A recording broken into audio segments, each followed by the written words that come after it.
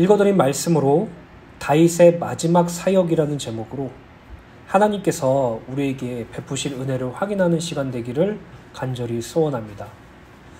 우리는 다윗이 하나님의 성전 건축의 준비와 또 그의 아들 솔로몬을 통해서 하나님의 성전이 지어질 것을 이스라엘 방백들에게 선포하는 내용에 대해서 함께 말씀을 나누고 있습니다.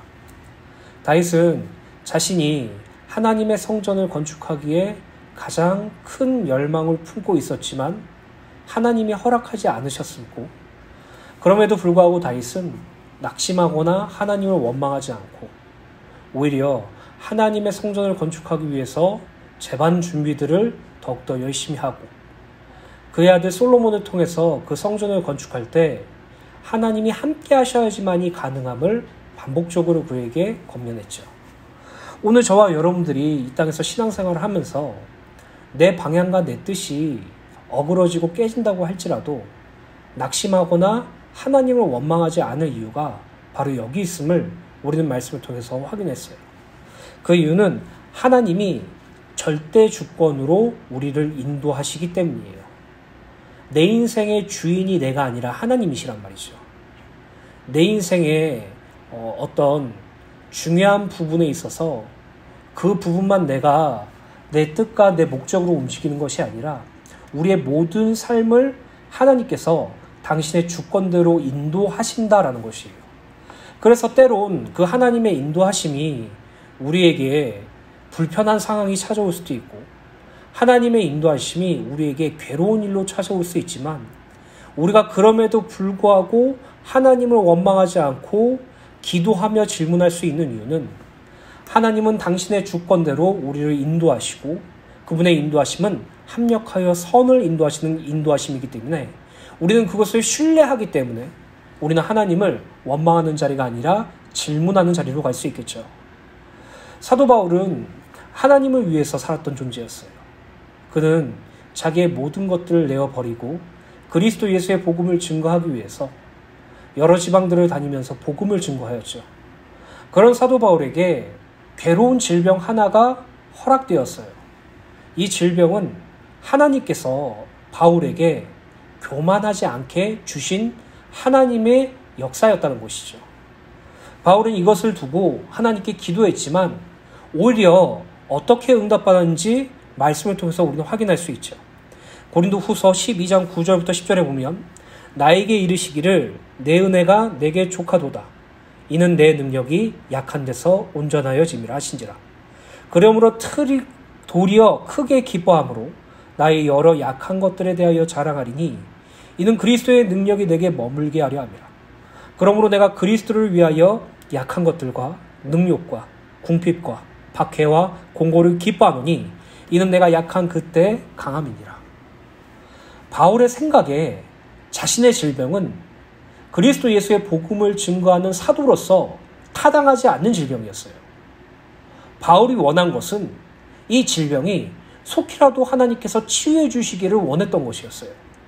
그게 바울의 이유였고 바울의 원함이었죠.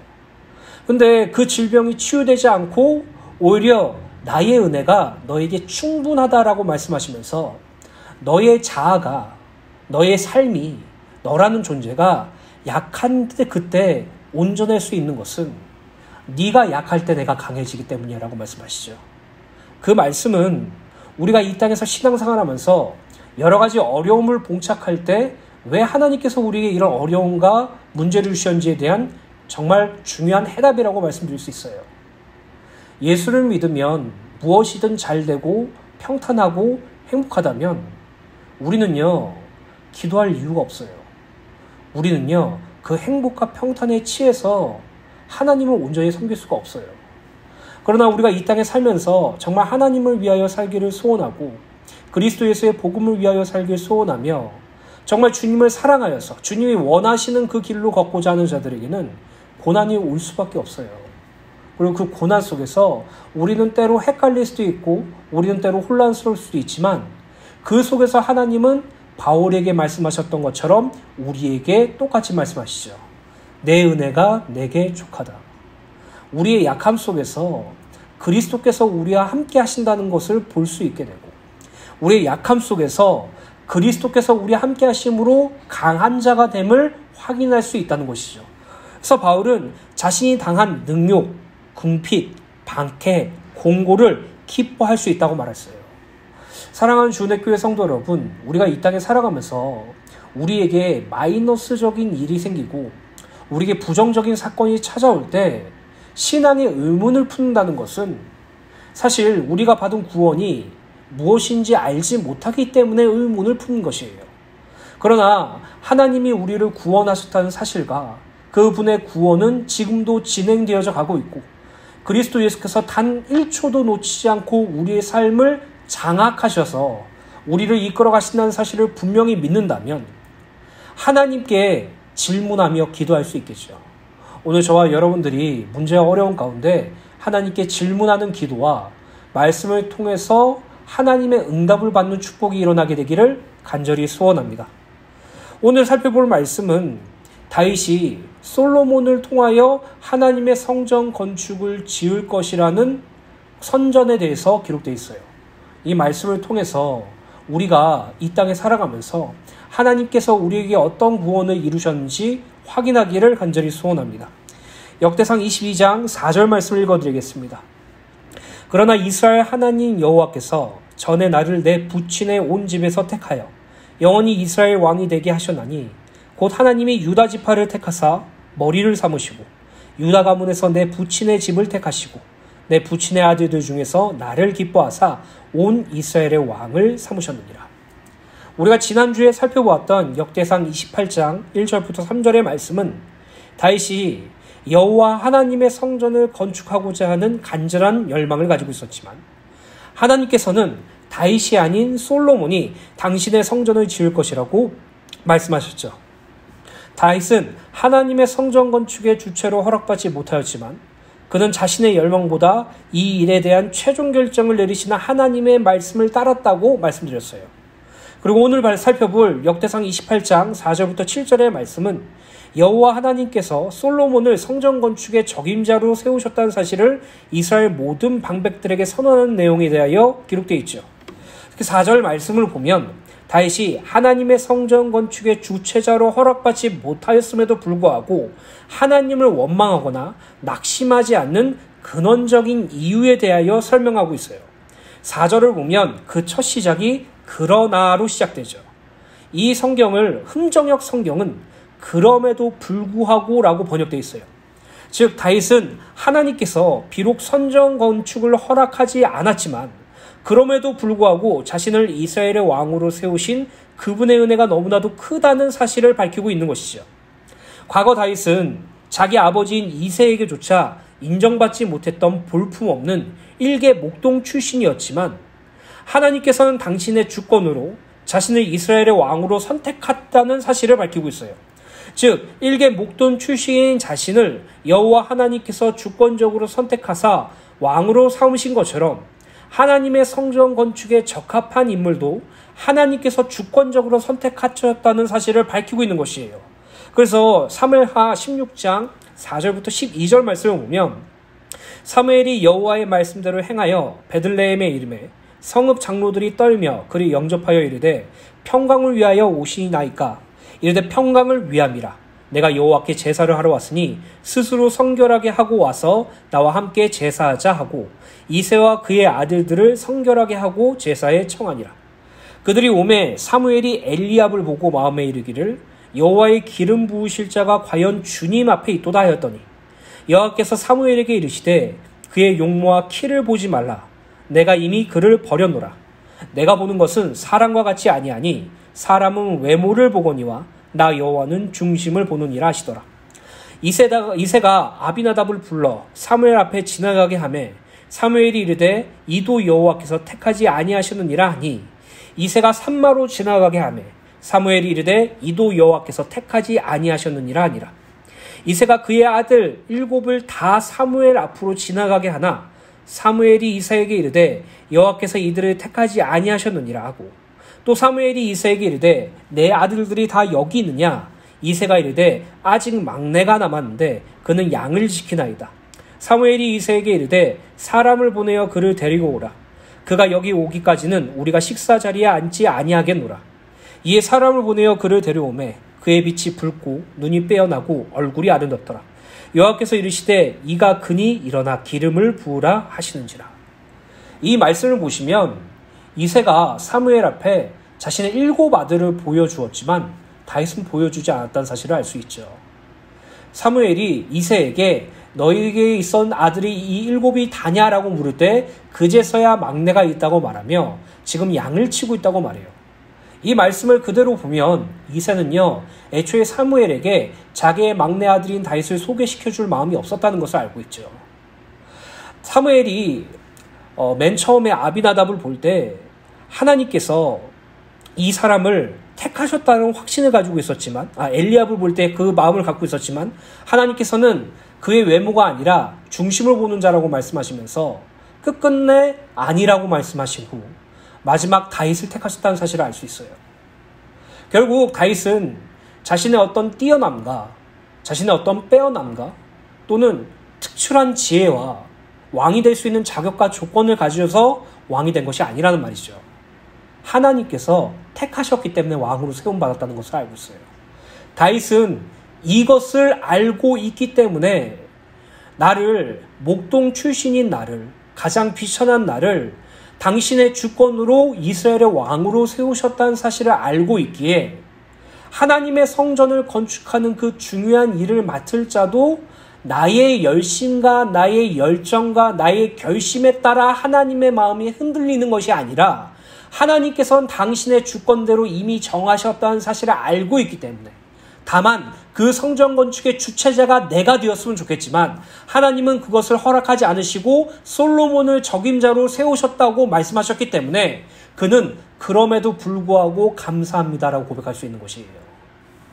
오늘날의 많은 성도들이 자기의 뜻과 자기의 목적으로 자기의 일을 세우고 자기의 뜻과 자기의 목적으로 하나님의 일을 재단하여서 자기의 일과 하나님의 일을 합쳐서 그것을 진행하려고 해요.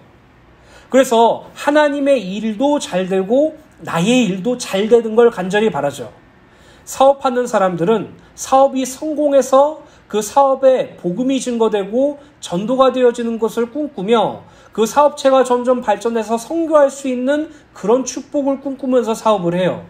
물론 그게 틀렸다고 말할 수 없어요. 학생들은 자기가 공부를 열심히 하며 좋은 대학에 가서 그 대학에서 성공하여서 좋은 직장을 잡고 그것으로 하나님께 영광을 돌리라는 상상을 하며 그렇게 하나님의 일을 재단해요. 물론 그것도 틀린 것은 아니에요. 근데 무엇이 틀렸냐라고 물으신다면 방법이 틀렸다는 것이에요. 방법이. 우리가 이번 주 주일날도 말씀드리겠지만 경기하는 자는요, 그 경기의 룰대로 해야지 그 경기에서 정상적으로 참여할 수 있어요. 우리가 이 땅에 살아가면서 하나님의 일이 무엇인지 분명히 알고 있는데 그 일을 하나님의 방법대로 하지 않는다면, 그냥 내 마음과 내 열심과 내 간절함으로 한다면, 그게 그 일이 막히거나 진행되지 않는다면 우리는 너무나도 쉽게 낙심하고 하나님을 원망해요. 이제 더 이상 하나님 일 하지 않는다고 그냥 예배만 드리고 헌금 내고 그냥 그렇게 생색만 내면서 내 삶 살겠다고 이렇게 말하시는 분들이 꽤 많아요.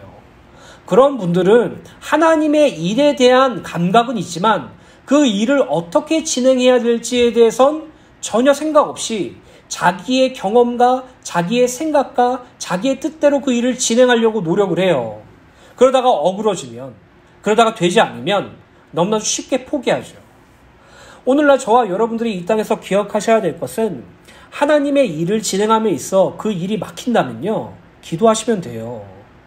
하나님께서 여러분들이 어떠한 일들을 막으신다고 생각이 들 때는 그때는 무릎 꿇고 기도하시면서 하나님의 뜻이 무엇인지 구하셔야 돼요.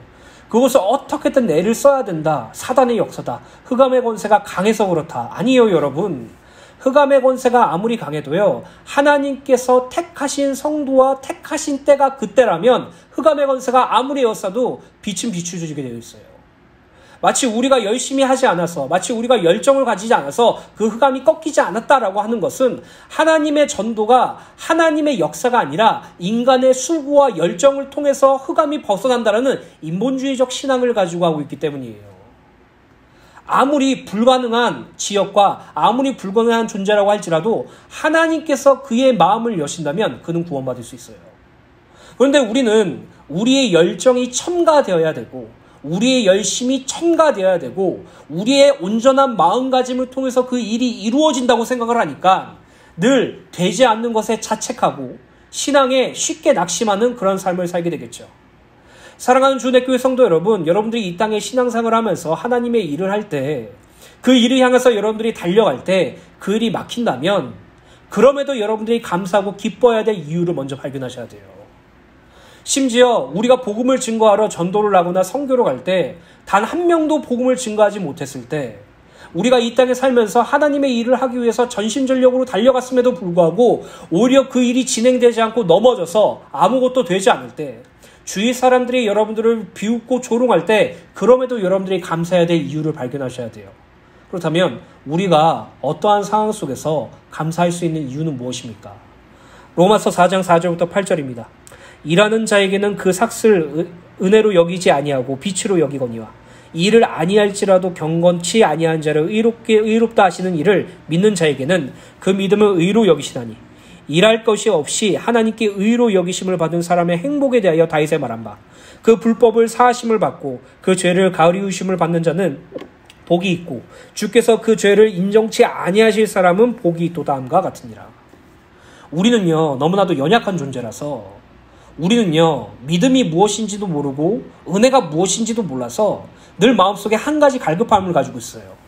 그래서 그 갈급함을 채우려고요 전도도 하고 선교도 하고 하나님의 일을 위해서 헌신도 하고 헌금도 하고 교회 열정적으로 신앙생활을 하죠. 근데 그것이 우리가 바라는 대로 그 수준이 넘어가지 않고 되어지지 않으면 금방 매너리즘에 빠져버려요. 금방 무감각해지는 신앙생활을 하게 돼요. 그러니까 쉽게 말하면 나의 믿음을 눈에 보이는 것으로 검증받고 싶어 한다는 것이죠. 내가 열심히 하면 할수록 하나님의 일이 확장되고 확산되는 것으로 소위 내가 주님의 전도를 통해서 전도를 했는데 한 명이 영접하고 교회를 나오는 것을 통해서 아 하나님은 살아계셔. 나는 진짜 구원받았어. 예수님을 진정으로 믿어. 이렇게 생각한다는 것이죠. 그렇다면 여러분들이 전도할 때 전도가 안 되어지면 어떡할 거예요? 하나님 안 살아계셔요? 여러분들이 믿음이 없는 거예요? 여러분들이 하나님의 일을 하려고 밤마다 기도하고 새벽마다 기도하면서 그 일이 잘 진행되기를 간절히 원했는데 오히려 어그러지고 막혀지고 그 일이 최악으로 치닫게 된다면 여러분들은 바로 신앙을 포기하려고 하는 듯한 그런 포지션을 잡고 있지 않으세요? 여러분들이 기억하셔야 될 것은 우리가 항상 기뻐해야 될 이유, 우리의 믿음의 근원, 우리의 은혜의 모든 것은요 우리가 무엇을 해서 그것이 성취되는 것으로 확증받는 것이 아니라 우리가 구원받았다는 사실을 기뻐하는 거예요. 하나님이 나를 택하셨다는 사실을. 얼굴이 훤하고 잘생기고 누가 봐도 저 사람은 대단한 사람이야 라고 엘리야처럼 보이는 그 사람을 왕으로 세우신 것이 아니고 일개 목돈 출신 가장 천하고 부모마저도 소개시켜주지 않으려고 했던 그 자를 하나님께서 택하셔서 왕으로 세우셨던 것처럼 구원받을 공적과 자격과 조건도 없고 이 땅에서 하나님의 일을 잘할 수 있는 그런 어떠한 가능성도 없고 그저 어둠에 헤매어 사망의 지배를 받아 하나님과 원수되었던 우리를 사랑하심으로 구원하셨다는 것. 그것이 우리의 은혜가 족하다예요. 내 은혜가 내게 충분하다라는 말이 바로 이것이에요. 너에게 충분한 은혜는 네가 원하는 대로 이루어지는 신앙이 아니라 내가 너를 구원한 거야 라고 말씀하시는 것이에요.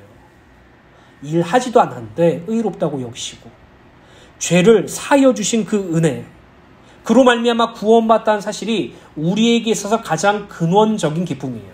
그래서 여러분 극단적으로 말씀드릴게요. 전도가 되어짐에 기뻐하지 마시고 구원받은 것에 기뻐하세요.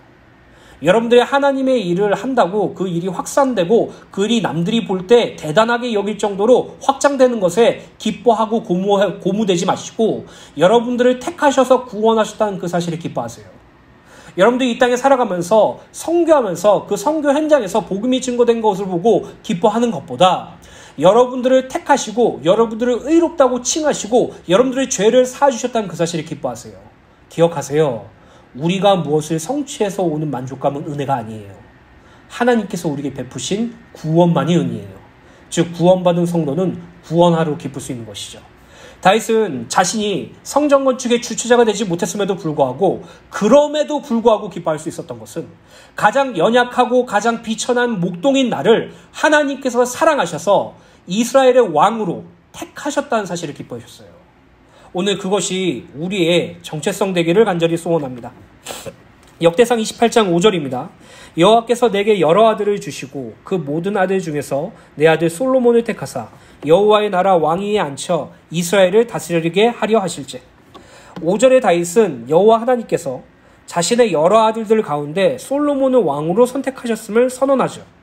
하반절에 보면 다윗은 솔로몬이 다스릴 이스라엘을 여호와의 나라라고 표현해요. 이스라엘 나라라고 표현하면 좋겠지만 더욱더 중요한 여호와의 나라라고 표현하죠. 여기서 나라라는 부분을 원어로 보면 왕가나 왕권 또는 왕의 권위나 지배력을 의미해요. 이는 이스라엘이 여호와 하나님의 통치를 받는 나라이며 솔로몬이 하나님으로부터 이스라엘에 대한 통치권을 위임받았음을 나타내기 위하여 이 용어가 사용된 것이에요.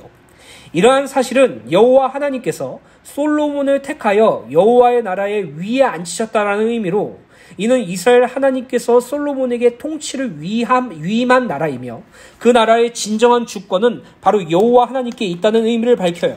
결국 솔로몬이 잘 다스려야 되고 솔로몬이 훌륭해서 그날의 왕이 되었다는 사실을 밝히는 것도 아니고 이스라엘 나라가 한 사람 인간의 왕으로 말미암아 흥망성쇠가 결정된다는 의미가 아니죠. 하나님께서 이스라엘 나라의 왕이 되시고 그 왕을 되심으로 말미암아 이스라엘이 온전해질 수 있으며 하나님께서 다윗과 솔로몬을 택하여 그 통치권을 허락하심으로 말미암아 여호와 하나님의 나라를 위임받았다는 사실을 밝히고 있어요. 그리고 성경은 오늘날 성삼위 하나님의 은혜로 구원받은 성도들을 향하여 거룩한 나라라고 표현해요. 베드로전서 2장 9절에 보면 오직 너희는 택하신 족속이요 왕같은 제사장들이요 거룩한 나라요 그의 소유된 백성이니 이는 너희를 어두운 데서 불러내어 그의 기이한 빛에 들어가게 하신 자의 아름다운 덕을 선전하게 하려 하십니다. 베드로전서 2장 9절에 보면 우리의 별명에 대해서 나와 있는데 세 번째 별명이 무엇입니까? 우리가 바로 거룩한 나라래요. 하나님께서 우리를 거룩한 나라로 부르셨다는 것은 하나님께서 우리를 당신의 나라로 삼으셨다는 사실을 밝히고 있는 것이죠. 하나님께서 거룩한 나라로 성도를 세우시고 그 거룩한 나라로서 당신의 주권을 행사하시고 당신의 거룩한 나라로서 성도를 직접 통치하신다는 것이죠. 그러므로 성도는 하나님의 절대적인 통치하심과 인도하심 아래에 있다는 사실을 놓치지 말아야 돼요. 성경에서 말하는 하나님의 나라는 통치의 개념이라고 말씀드렸어요. 그리고 성도를 거룩한 나라라고 칭한 것은 하나님께서 우리를 당신의 주권으로 인도하시고 당신의 역사하심으로 통치하심을 말하고 있어요. 그러니까 나라는 개체는 나의 주관과 나의 목적과 나의 인도함과 나의 뜻한 바를 이루기 위해서 살아가는 나의 개체로서의 사는 그런 온전히 뚜렷한 그런 삶을 말하는 것이 아니라 하나님께서 나를 통치하시고 하나님께서 나를 주권으로 행사하시고 하나님께서 나를 인도하신다는 의미를 가지고 있어요. 그것이 바로 우리가 거룩한 나라가 되었다는 것의 의미예요. 오늘날 많은 성도들이 내 뜻과 내 목적을 이루기 위해서 하나님을 믿고 교회를 다닌다고 생각하지만 실제로 하나님께서 우리를 당신의 나라로 부르셔서 하나님께서 당신의 주권으로 통치하시고 계신다는 사실을 날마다 말씀을 통해서 하신다는 것이죠. 그래서 성도에게 있어서 가장 중요한 일은 내 뜻이 포기되고 하나님의 뜻이 올려지는 것이고 내 경험과 내 계획이 깨어지고 하나님의 계획이 온전히 서는 것이 그것이 하나님의 나라로서의 온전히 서는 것이에요. 오늘날 저와 여러분들이 하나님의 거룩한 나라로 부르심을 받았습니다. 하나님의 통치하심을 전적으로 믿고 그분의 주권을 우리의 몸을 통해서 행사하는 은혜가 있게 되시길 간절히 소원합니다. 계속해서 역대상 28장 6절입니다. 내게 이르시기를 내 아들 솔로몬 그가 내 성전을 건축하고 내 여러 뜰을 만들리니 이는 내가 그를 택하여 내 아들로 삼고 나는 그의 아버지가 될 것입니다. 6절의 다윗은 하나님께서 자신이 아닌 아들 솔로몬을 통해서 당신의 성전과 여러 뜰을 건축할 것이라고 고백하죠. 여기서 여러 뜰이라는 것은 안뜰과 바깥뜰이라고 말하는데, 안뜰은 오직 유대인들만이 허락된 곳이고 바깥뜰은 유대인들과 함께 포함한 모든 자들을 포함한 곳을 의미해요. 신약에서는 이 바깥뜰을 이방인의 뜰이라고 말하고 있죠. 결국 구약시대 때부터 하나님의 구원 사역은 단순히 이스라엘 백성들을 구원하시기 위한 것이 아니라 택하신 모든 백성을 구원하신다는 것을 분명히 보여주고 있죠. 또한 하반절을 보면 솔로몬이 하나님의 성전을 건축할 수 있는 근본적인 이유에 대해서 기록되어 있는데, 솔로몬이 여호와 하나님의 성전을 건축할 수 있는 것은 그의 아비 다윗이 성전 건축 준비를 잘해서가 아니고, 또 솔로몬 자신이 지혜롭기 때문이 아니라 여호와 하나님께서 솔로몬을 당신의 아들로 삼으시고 그를 도우실 것이기 때문이라고 말하고 있어요. 여기 보시면 6절 말씀을 내 성전을 건축하고 내 여러 뜰을 만들리니 라고 말하고, 그 이유는 내가 그를 택하여 내 아들로 삼고 나는 그의 아버지가 될 것임이라 라고 말하고 있죠. 결국 하나님께서 내가 솔로몬을 나의 성전 지을 자로 택하였고 그를 내 아들로 택하였다라는 것이 근거가 되어서 하나님의 성전을 건축할 수 있었다라는 것이에요. 솔로몬이 지혜가 충분하여서, 솔로몬이 재력이 있어서, 솔로몬과 이스라엘 백성들의 어떤 열심과 열정으로 하나님의 성전이 아름답게 지어진 것이 아니라 하나님께서 이미 그를 성전 지을 자로 택하셨어요. 이 택하심이라는 것이 우리에게 있어서 너무나도 큰 축복이라는 것이죠. 하나님께서 여러분들을 부르시고 택하셨어요. 그것을 굳게 할 때 우리는 실족하여 넘어지지 않을 것이라고 베드로후서 2장 말씀에 기록되어 있죠. 그리고 하나님의 나라에 넉넉히 들어갈 것임을 분명히 말하고 있어요. 하나님의 부르심과 택하심이 우리에게도 동일하게 적용되어 있어요. 우리는 하나님의 자녀요, 하나님의 거룩한 나라요, 하나님의 성전으로 부르심을 입은 자들이에요. 또 그리스도의 복음을 증거하고 예수 그리스도의 복음을 증거하는 증인으로 부르심을 받은 자들이에요. 그 부르심 속에, 그 택하심 속에 우리의 열심인가, 우리의 어떤 전문성과 우리의 스펙이 필요한 것이 아니라 하나님께서 택하시고 그 택하신 자들을 하나님께서 인도하시는 것이에요.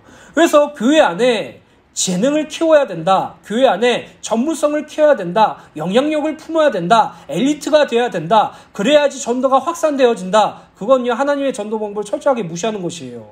그래서 우리 교회만큼은 전도를 위해서 너희들이 많은 기능을 준비하고 공부도 열심히 해야 돼, 이런 말도 안 되는 소리 하지 마세요. 하나님께서는요, 단순히 우리의 어떠한 것으로 그것을 전도로 활용하시고 그러신 분이 아니에요. 다만 그분의 택하심 속에 그런 것들이 있기 때문이죠. 그냥 솔직해지세요. 잘 먹고 잘 살고 싶으니까 그렇게 얘기하잖아요.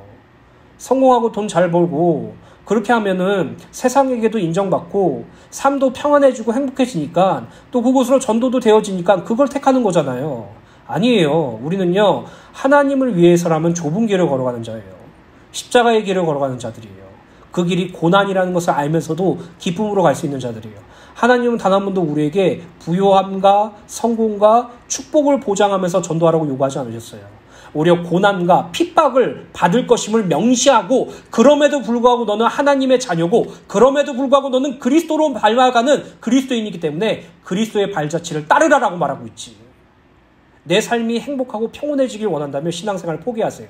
저는 확신해요. 신앙생활을 포기하면 여러분들 먹고 살만해질 거예요. 근데 여러분들이 진정으로 하나님을 위하여 살길 소원한다면 여러분은 고난을 당하실 거예요. 그리고 그 고난 중에 온전히 하나님만 의지하게 될 거고, 그 하나님만 의지하는 신앙이 정상적인 것이라는 것을 깨닫게 해줄 거예요. 그런 자는 환경과 형편에 흔들리지 않죠. 오늘 저와 여러분들이 하나님 앞에 솔직해지세요. 하나님 앞에 여러분들 숨은 동기가 드러나세요. 여러분들이 이 땅에 살아가면서 그 은혜를 날마다 누리게 되시길 간절히 소원합니다. 하나님께서 솔로몬을 아들로 삼는다는 것은 더할 나위 없는 친밀함을 나타낼 뿐 아니라 더 나아가 아비의 권한이 위임됐음을 나타내요. 즉 솔로몬이 하나님의 성전을 건축할 수 있었던 이유는 솔로몬 자신에게 특별한 이유가 있어서가 아니라 하나님께서 당신의 주권대로 정하신 것이기 때문에 성전 건축을 감당할 수 있는 것조차도 하나님께서 솔로몬을 당신의 자녀로 삼으시고 함께 하시기 때문에 가능하다는 사실을 밝히고 있어요. 그리고 오늘날의 성도도 하나님의 성전으로서 지어져 가고 있어요. 이 성전은 누가 지어져 가고 있습니까? 솔로몬처럼 우리 스스로 그 성전을 짓습니까? 아니죠. 하나님의 성전은 하나님이 지으세요. 에베소 2장 22절입니다. 너희도 성령 안에서 하나님의 거하실 처소가 되기 위하여 그리스도 예수 안에서 함께 지어져 가느니라. 하나님은 단 한 번도 여러분들에게 힘과 열심과 어떤 전문성과 성공과 스펙을 요구한 적이 없어요. 그것을 하나님께서 이용해서 여러분들에게 그것으로 말미암아 좀 더 차등을 두고 쓰고 그리고 쓰지 않는 그런 개념이 없어요. 하나님은요, 당신의 일을 우리를 통해서 하세요. 그래서 우리는요, 사실요, 날마다 간절해질 수밖에 없어요. 하나님, 경제적으로 풍성하지 않아도 좋아요. 나를 사용해 주세요. 하나님, 내 인생에 고난이 찾아오고 괴로움이 찾아와서 정말 죽을 것 같은 일이 있어도 괜찮아요. 나를 통해서 말씀만 증거되게 해주세요. 내가 아무리 괴롭고 힘든 일이 겪더라도 괜찮아요. 내가 조롱과 핍박과 능욕을 당하고 세상에 정말 밑바닥까지 떨어진다고 해도 괜찮아요. 그래도 주를 위해서 쓸 수 있도록 도와주세요. 주님이 나를 사용해 주세요. 이 땅에서 영광받는 자리가 아니라 침뱉음 당하는 자리에 갈지라도 내가 예수를 그리스도라고 인정하고 믿고 그것을 증거하는 자리에 설 수 있도록 도와주세요. 주님을 위하여 살 수 있게 도와주세요. 오늘 저와 여러분들 신앙이 그 자리로 가게 되시길 예수님의 이름으로 간절히 축원입니다. 결론입니다. 역대상 22장 7절입니다. 그가 만일 나의 계명과 법도를 힘써 준행하기를 오늘과 같이 하면 내가 그의 나라를 영원히 견고하게 하리라 하셨느니라. 7절을 보면 하나님께서 다윗 가문의 영원한 왕권을 허락하셨다는 사실을 밝히고 있는데, 이 영원한 왕권은 하나님의 일방적인 은혜로 말미암아 주어진 것이지만 그 효력이 계속되려면 언약의 당사자들인 다윗의 후손들이 하나님의 계명과 법도를 힘써 준행해야 한다고 기록되어 있어요. 즉 하나님께서는 다윗의 후손들에게 당신의 언약의 말씀을 힘써 지킬 것을 요구하고 계신 것이에요. 자, 이렇게 한 것이요, 이명계약이라는 그 개념이 아니죠. 쌍방의 계약이죠. 이것은 자, 내가 너와 너의 후손을 통해서 너의 왕권을 견고하게, 내가 그의 나라를 견고하게 할게. 근데 그 대신 너희들이 나의 계명과 법도를 힘써 준행해야지 그렇게 될 거야 라고 말하고 있는 것이에요. 이것은 예전에 창세기에 있었던 선악과의 그 언약과 비슷한 언약이죠. 선악과를 따먹지 말 것을 명령하신 하나님의 언약과 지금 계명과 법도를 힘써 준행하라는 그 언약이 지금 일치하다고 볼 수 있어요. 하나님께서는 다윗에게, 그리고 다윗의 후손들에게 당신의 계명과 당신의 법도를 힘써 지킨다면 그의 나라를 영원히 견고하게 하리라 라고 말씀하시죠. 그렇다면 다윗과 그 후손들은 하나님의 언약을 온전히 지켰습니까? 그들이 하나님의 계명과 법도를 힘써 준행하였어요? 그래서 그들의 나라가 영원히 견고해졌습니까? 아니죠. 다윗만 봐도 자신의 충성된 신하인 우리아의 아내 밧세바와 간음하고 그 범죄를 은폐하기 위하여 살인을 교사했어요. 그뿐만 아니라 다윗 말년에는 인구조사를 감행함으로 자기를 의지하는 범죄, 교만의 범죄를 저지르기까지 하였어요. 그리고 솔로몬은 말년에 이방 여인들을 사랑하고 그들과 통혼함으로써 우상 숭배의 범죄를 저지르게 되었죠. 솔로몬의 뒤를 이어 왕이 된 르호보암도 돌 우상과 아세라 목상을 만들었고 우상 신전을 세웠으며 심지어 거기에 남창들도 존재하였다고 기록되어 있어요. 그 외에 유다와 왕들도 본문 7절에 하나님의 계명과 법도를 힘써 준행하는 것을 온전히 지킨 자는 단 한 명도 없어요. 오히려 우상 숭배에 빠져 결국 바벨론에게 멸망당하게 되었죠. 그렇다면 하나님께서 말씀하신 내가 그의 나라를 영원히 견고하게 하리라 라는 하나님의 언약이 완전히 폐기된 것입니까? 다윗 가문의 영원한 왕권을 약속하신 하나님의 언약은 폐기가 된 것이냐 말이에요. 그렇지 않아요. 하나님께서는요, 다윗의 후손들에게 그 언약을 맺으셨지만 인간의 한계를 발견하게 하기 위한 하나님의 언약의 그것이었고, 진정한 언약의 성취자는 다윗의 후손, 다윗의 혈통으로 오신 그리스도 예수께서 성취하셨죠. 결국 이것은요, 우리의 다윗의 후손들에게 100% 할 수 있는 그런 요구를 보시고 그들의 가능성을 보시고 한 것이 아니라 그리스도 예수를 통해서 그의 계명과 그의 법도를 힘써 준수하고 완성하실 것을 예표하는 말씀이라는 것을 말씀드리고 싶습니다. 다윗의 혈통에 따라 이 땅에 오신 예수 그리스도께서 그 누구도 이루지 못하였던 하나님의 계명을 완전히 지키심으로써, 그리고 십자가에서 하나님의 계명을 완성하심으로써 하나님의 조건을 완전히 충족시켰을 뿐 아니라 영원히 무너지지 않는 하나님의 나라를 세우심으로 다윗의 언약을 완전히 이루셨죠. 어디에? 우리에게. 우리가 바로 하나님의 언약의 완성이에요.